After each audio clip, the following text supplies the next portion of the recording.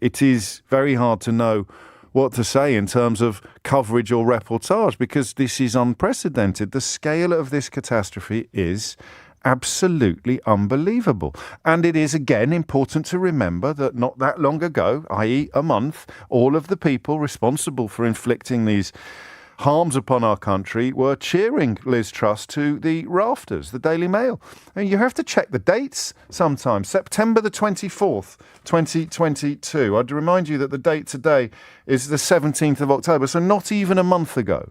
At last, a true Tory budget. And then on September the 26th, 2 days later, Kwasi's boost for families. These newspapers that turned you against High Court judges that sought to persuade you that decent politicians had no place in our democratic structures have turned in 3 weeks from cheering it to the rafters to describing it as almost certainly the death knell for Liz Truss's premiership. At last, a true Tory budget. You have here a man called Mark Littlewood, who is the head of that bizarre organisation, the Institute of Economic Affairs, that is officially an educational charity and yet refuses to reveal who funds it and finds itself invited onto more programmes than Stacey Solomon, if you were to keep a rough tally of who's popping up on the telly and the radio. He said just less than a month ago, I'm extremely encouraged by what I've heard. Asked to give that mini budget marks out of 10, he gave it 9. How long before he pops up on your telly again, or indeed on your radio? Nigel Farage, you remember him, the fellow with the Fisher-Price binoculars who goes down to Dover to rub his thighs at the sight of desperate people steaming into the country on flimsy dinghies. He tweeted, today was the best Conservative budget since 1986. I think he meant 1988, but intelligence, knowledge, and indeed consistency have never been his strong points. A chap called Julian Jessop, an economist for Brexit, another denizen of the so-called Institute of Economic Affairs. The initial reaction from most economic commentators and in the financial market has been a loud boo. There are some things I would have done differently, but the overall strategy is sound, and sentiment should recover as the economic benefits become clearer. These people are doolally. Gerard Lyons, another economist for Brexit, who reportedly was someone that Liz Truss valued the counsel of. This was a serious statement by the Chancellor. He not only reaffirmed his desire for a pro-growth policy agenda, but highlighted the focus on the supply side and on boosting investment. This is key to raising trend growth. It was necessary to reverse the corporation tax increase. They're reversing the reverse of the corporation tax increase. That's already been announced. And the national insurance tax rise, both of which were negative for growth. These measures were already discounted and account for the bulk of the fiscal easing announced today, as following figures show. Can you be more wrong than these people? And then, I'm afraid, the man who, if there were a crown to be awarded for abject public idiocy, this fella would probably get it, although I've said it before and I'll say it again, he's only the second stupidest person ever to have edited City AM newspaper. Alistair Heath, also in the Telegraph. Sit down for this bit. This was on the 23rd of September of this year. I'd remind you again, it's not even the 23rd of October yet. It's just under a week away. This was the best budget I have ever heard a British Chancellor deliver by a massive margin. This man gets paid for his opinions, just like I do. He gets paid for his analysis of the news, just like I do. He gets paid to tell you the information that he thinks you need in order to make informed decisions. The tax cuts were so huge and bold, the language so extraordinary, that at times, listening to Kwasi Kwarteng, I had to pinch myself to make sure I wasn't dreaming, that I hadn't been transported to a distant land that actually believed in the economics of Milton Friedman and Hayek. This man still gets paid for his opinions. Still going to be drawing a cheque from the Daily Telegraph. And I don't think we've finished yet. I think we've got a few more. You remember Lord Frost, the man who negotiated that Brexit withdrawal and then sought to disown it before the ink was even dry? He wrote, what an excellent statement from Kwasi Kwarteng. Proper tax cuts, reforms in the pipeline on infrastructure and enterprise, a focus on growth and improving our economy's productive capacity, and all delivered with huge intellectual confidence. These people were watching the same events that you were watching, that we were watching together. They were crunching the same numbers. They were listening to the same noise, and they concluded that black was white. that up was down, that the moon was made of cheese, that unicorns had finally arrived. They concluded that reality didn't matter because what they wanted to see was so overarching and so profoundly believed in that the strength of their convictions and their ludicrous cultish beliefs could somehow redraw the rules of reality itself. By insisting that something was true when it obviously wasn't, they could make it true.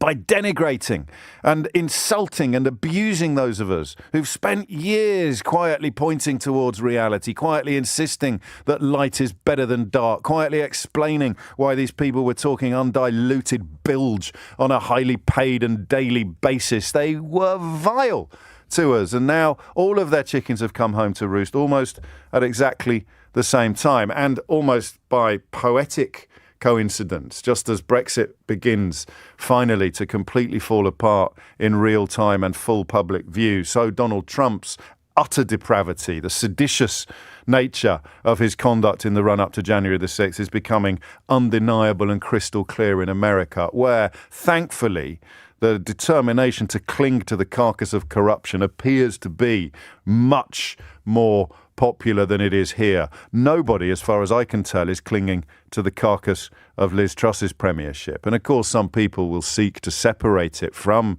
the inevitability of recent events lying very much in the shadow of Brexit. But the idea of the Conservative Party as being responsible, as being trustworthy, as being fiscally sound, as having the first idea what they were talking about has been exploded for a generation.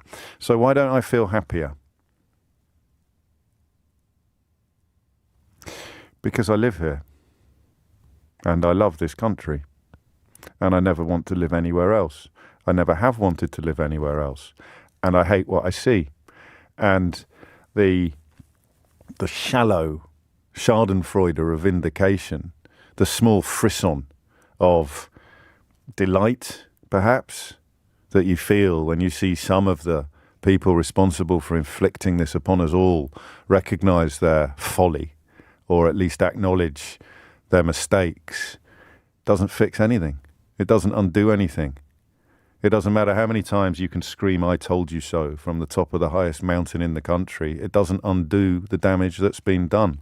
And I can't think of a better distillation of the last 6 years than the fact that today a Conservative Chancellor of the Exchequer will seek to restore a modicum of stability to the United Kingdom's economic situation by completely dismantling and disowning policies announced by his own government less than 4 weeks ago.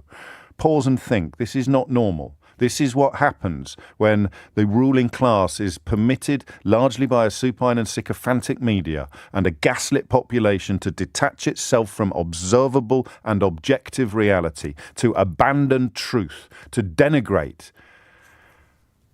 evidence. This is what happens. You prioritize belief over fact. You prioritize opinion over expertise. You prioritize demagoguery over evidence. This is where you end up, with somebody standing up full of vim and vigor, full of confidence. You just heard my recollections of those cheerleaders describing it as being intellectually incredible and confident. All of these people, all of these vampires who've sucked the blood from the body politic of Britain over the last 6 years, cheered this aberration to the rafters.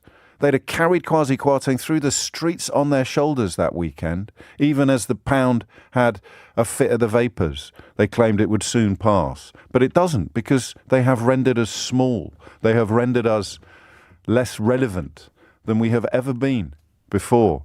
And they have done it on the promise that it would make us stronger, that it would make us great again. They've withdrawn us from a massive global economic bloc, which leaves us absolutely blowing in the wind of market forces while claiming that they were taking back control.